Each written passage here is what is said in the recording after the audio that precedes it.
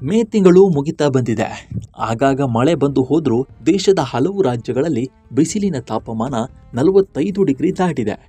ಈ ಬೇಸಿಗೆಯಿಂದಾಗಿ ವಿಪರೀತ ಬೆವರು ಬರೋದು ಸಹಜ. ಇದು ನಿಮ್ಮನ್ನ ತುಂಬ ದಣಿವಾಗುವಂತೆ ಮಾಡುತ್ತೆ. ನೀವು ಸಹ ಬಿಸಿಲಿನಿಂದ ಹೆಚ್ಚು ಆಲಸ್ಯ ಮತ್ತು ದಣಿದ ಸಮಸ್ಯೆ ಎದುರಿಸ್ತಿದ್ದೀರಾ?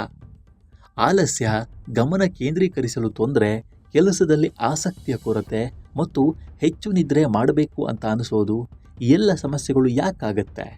ಈ ಬಗ್ಗೆ ತಿಳಿಯುವ ಕುತೂಹಲ ಇದ್ದರೆ ಈ ಸ್ಟೋರಿ ನೋಡಿ.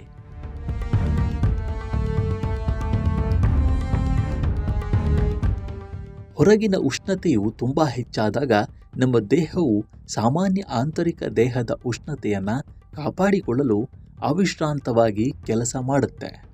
ತನ್ನನ್ನು ತಾನೇ ತಂಪಾಗಿಸಿಕೊಳ್ಳಲು ದೇಹ ಚರ್ಮದ ಬಳಿಯ ರಕ್ತನಾಳಗಳನ್ನು ಹಿಗ್ಗಿಸುತ್ತೆ ಮತ್ತು ಬೆವರುವಿಕೆಯನ್ನು ಹೆಚ್ಚಿಸುತ್ತೆ. ಈ ಸಂಪೂರ್ಣ ತಂಪಾಗಿಸುವ ಪ್ರಕ್ರಿಯೆ ಹೆಚ್ಚಿನ ಶಕ್ತಿಯನ್ನು ಬಳಸುತ್ತೆ. ಹೀಗಾಗಿ ನಾವು ಬಿಸಿಲಿನಲ್ಲಿ ಸರಳ ದೈನಂದಿನ ಕೆಲಸಗಳನ್ನು ಮಾಡುವಾಗಲೂ ಬೇಗನೆ ದಣಿದ ಅನುಭವವನ್ನು ಎದುರಿಸ್ತಾ ಇದ್ದೇವೆ.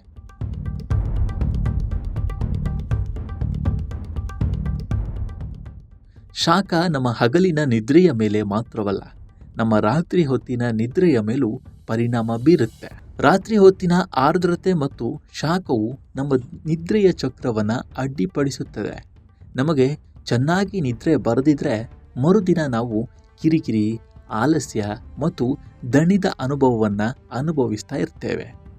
ಈ ಸೀಸನ್ನಲ್ಲಿ ಉಲ್ಲಾಸದಿಂದ ಇರಲು ಜನ ಹೆಚ್ಚು ಚಹಾ, ಕಾಫಿ, ಸಿಹಿಯಾದ ತಂಪು ಪಾನೀಯಗಳು ಅಥವಾ ಪ್ಯಾಕ್ ಮಾಡಿದ ಜ್ಯೂಸ್ಗಳನ್ನು ಕುಡಿತಾರೆ.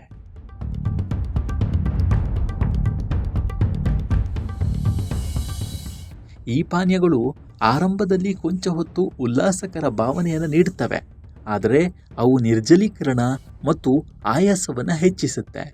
ಹಾಗಾಗಿ ಬೇಸಿಗೆ ಹೊತ್ತಲ್ಲಿ ಇಂತಹ ತಂಪು ಪಾನೀಯಗಳ ಮೊರೆ ಹೋಗದಿರುವುದೇ ಉತ್ತಮ.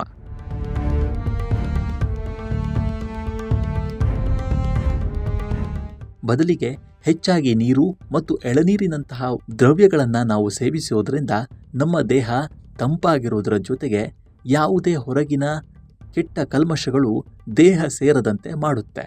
ಈ ವಿಡಿಯೋ ನಿಮಗೆ ಇಷ್ಟವಾಗಿದ್ದರೆ ಲೈಕ್ ಮಾಡಿ, ಶೇರ್ ಮಾಡಿ ಮತ್ತು ನಮ್ಮ NCIB ಚಾನಲನ್ನು ಈ ಕೂಡಲೇ ಸಬ್ಸ್ಕ್ರೈಬ್ ಮಾಡಿ.